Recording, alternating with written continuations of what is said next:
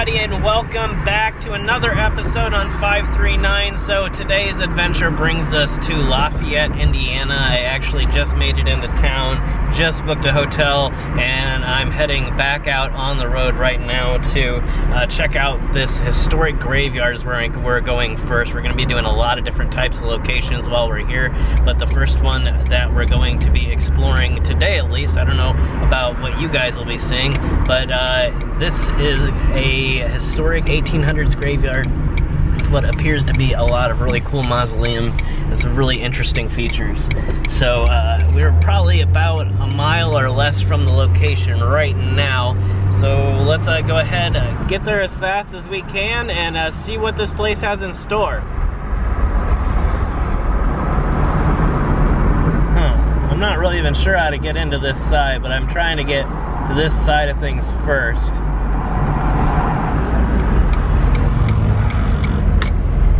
Well, this looks like it's it. Not sure exactly how much time I'm gonna have here because I don't know how late this place is actually open, and it's getting late really quickly because I didn't get into town very early.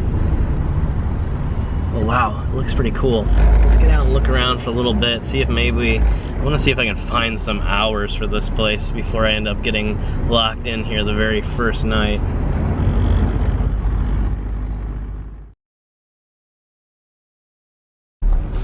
Alright, well, cutting to a few minutes later, the one across the street looks like it's one of those places that might close and I might get locked in. So we're gonna do this one first and come back tomorrow to the other side and finish, and then we're gonna hit some battlefields and some cool trails and all kinds of stuff. So let's park here and explore this section here, even though I'm pretty sure they're technically two distinct locations. Pretty gigantic factory complex over there. Not sure exactly what they do, but definitely an interesting setting. I believe the train is about to take off, actually. So luckily this place does not have actual closable gates, so the worst case scenario here is that someone comes through and throws me out, which is a lot better than losing my car for the night and having to walk back to the hotel. So we'll check out this first mausoleum here. Not exactly sure if we're gonna get an interior view or not. There is some glass windows on it though, so there might be a chance. See a fairly detailed description here of a nun that seems to be buried inside. And you can kind of see here it's gonna be a little bit difficult, and a massive, massive spider right there.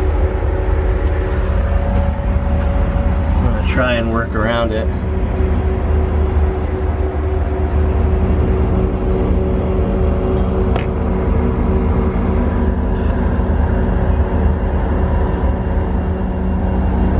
If we can maybe light it up just a little bit.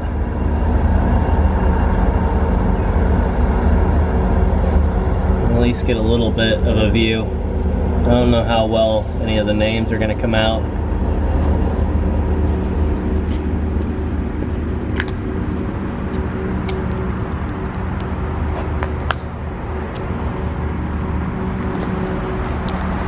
And some pretty interesting inscriptions on the side of this one. Almost looks like at one point they had a stained glass window and covered it up with this plaque here, but I don't know if that's actually the case or not. But either way, some very interesting information. Huh, that's pretty incredible. And I don't know what this is. There's clearly some sort of marker here.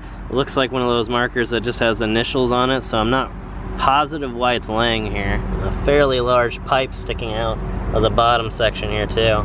But in these vents here, there is nothing sticking in there. No bags, no crazy sacrifices or anything. So I guess that's a good sign. Let's see if we can get a view of this stained glass window around here too.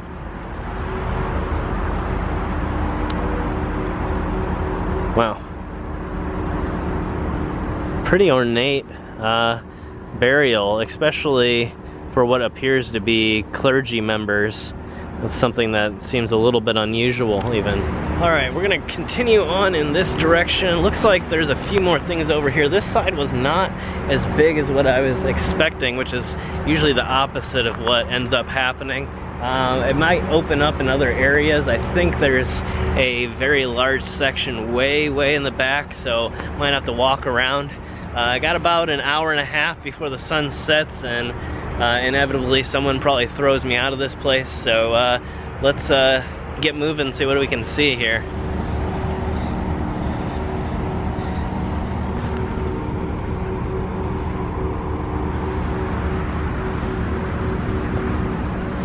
Here's a really interesting section here.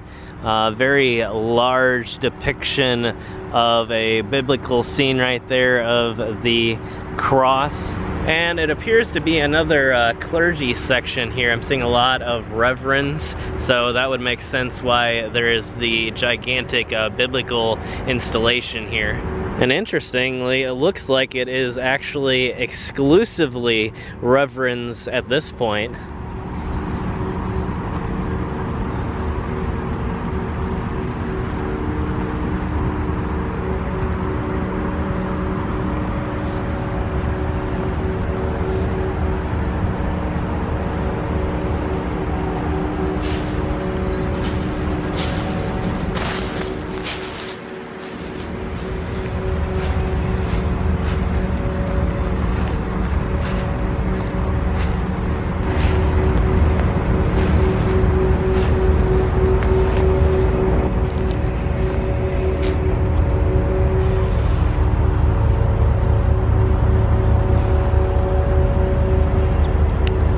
Looks like a little bit of poetry right here, and a very interesting paint color that has been placed on this metal statue here. And yeah, it is metal. It felt like it might be plastic for a moment, but that's just the paint on top, I believe. You can see that the artwork on the side is actually made to mirror the subject matter of the poetry itself. Kind of interesting.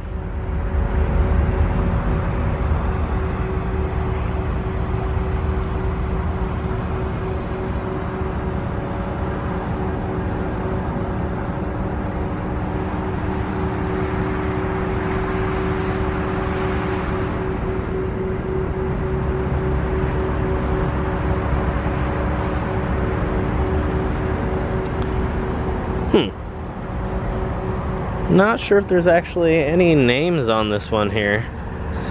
See, it actually has sheared in half, and there actually is a name here in the middle of all this growth here. If you look very carefully, you can see the letters, and it may actually be easier to see on film than it is for me right now.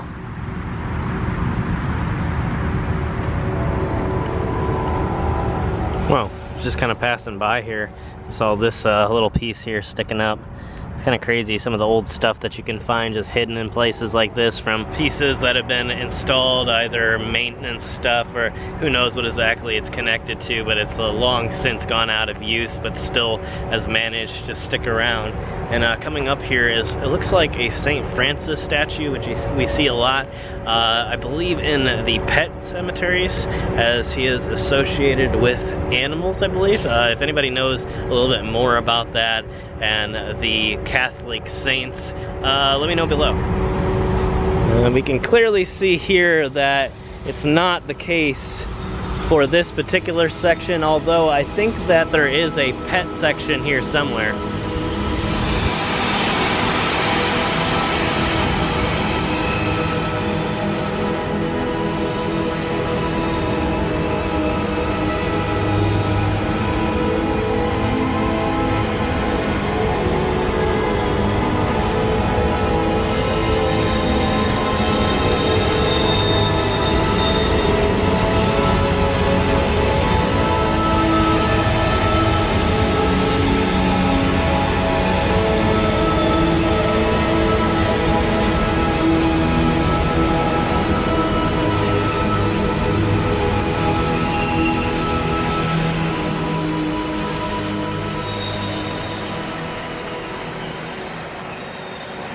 kind of interesting. I'm not sure why exactly the reasoning behind it. I really doubt that has anything to do with me. But just ahead here, one of the workers from what I can only assume is the factory, I think based upon the markings on their car, actually just pulled in and parked at one of the spots facing the factory here, as you can kind of see ahead there. It's kind of cool looking at that gigantic flame shooting out there too. I wanted to check out this marker here. I could see it had some writing on the back. Huh, it's really interesting.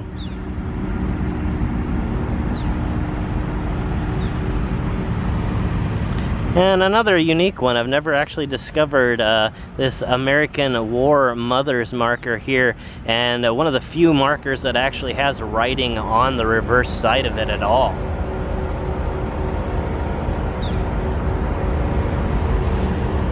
And wow, now the smell of sulfur is so strong. It must be coming from the factory right now. I'm not really sure.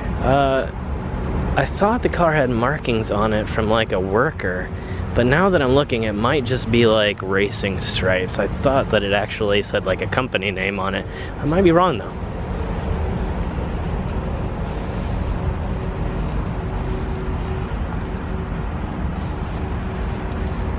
Here is another plaque of some sort. I don't know if it's a historical plaque. Oh, it looks like it's just a rules plaque. It's kind of interesting. Kind of was placed as if it had some historical information on it, but you can see the rules are even spray painted on the bottom there. Another really interesting and unique set of memorials here. You can see they are written completely in Spanish and have some really amazing writing. It looks very artistic. I don't know if that's done by hand or what. But you can see how intricate the writing is, and even has different layers on it too.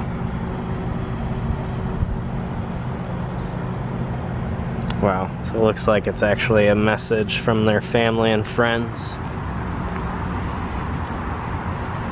Coming up here is another little sign. I think it looks like, again, just some poetry. Another interesting person behind us here too.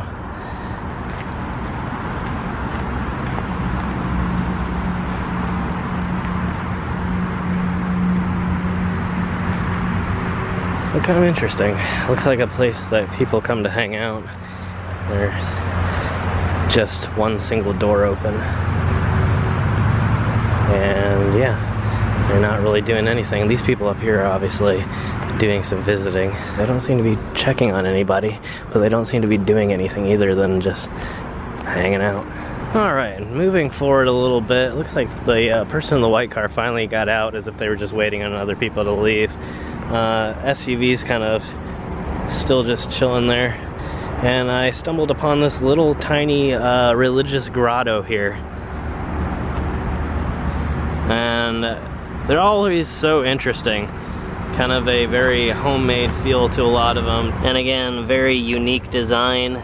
I'm not sure, the statues may have came unpainted and may have been painted by the family as well, but I'm not really 100% sure. But you can see in the rocks even a few shells here and there.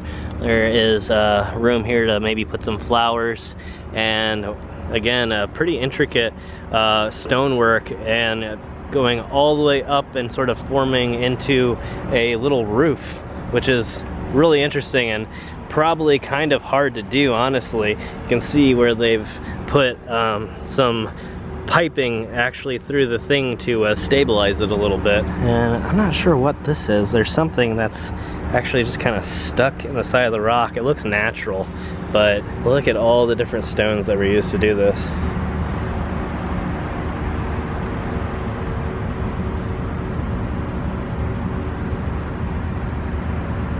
And I was so interested in actually checking out the artwork that I didn't notice that it was made in their home in 1983. So this was actually moved here at one point, so I can't even imagine the undertaking that would need to happen just to successfully move that from one location to the next without damaging it in any way. So really, really incredible work there.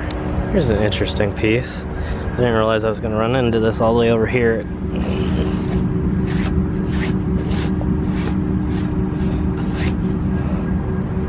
Really amazing artwork here. Some incredible colors too.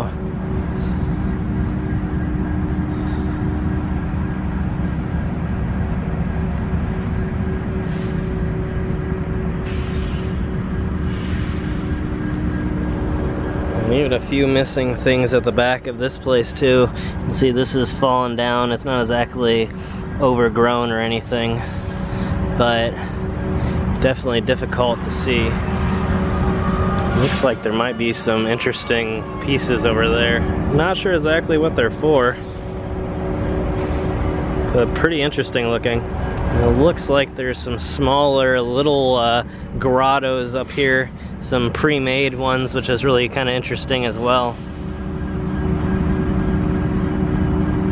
No names or inscriptions on them though. They might not be actual memorials, but just made to put alongside the memorials. And you can see how this one here has been painted, and down the road just a little ways is another one that has come, as I guessed before, completely blank so that people could paint them themselves. And it looks like a little tiny garden installation right here. I'm gonna have to go around it. Seems like there's a pathway to get in. It looks like it might have been partially blocked off at one point, or maybe that's supposed to be there like that. But if we walk down here, you can see it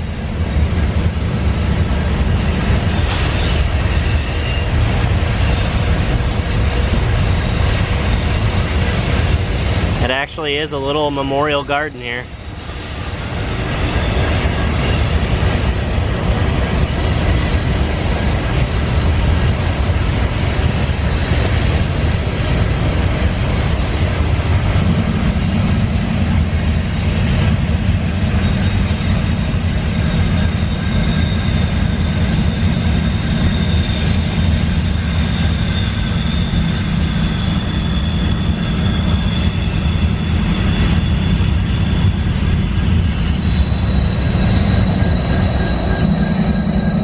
Luckily though, there hasn't been anything around the tree, no lost headstones or anything like that. Although this seems to be a fairly new place, not incredibly new, definitely some stuff from the early 1900s. I gotta get this quick because my battery's dying, but I've never seen something like this before either. You can see a tactical flight nurse. I'm not sure if that's meant for like combat or what it was. It's an interesting year of 1929, so it would have been right in between the two world wars, so not sure about that, but at least a veteran of some sort, somebody that served in the military for sure.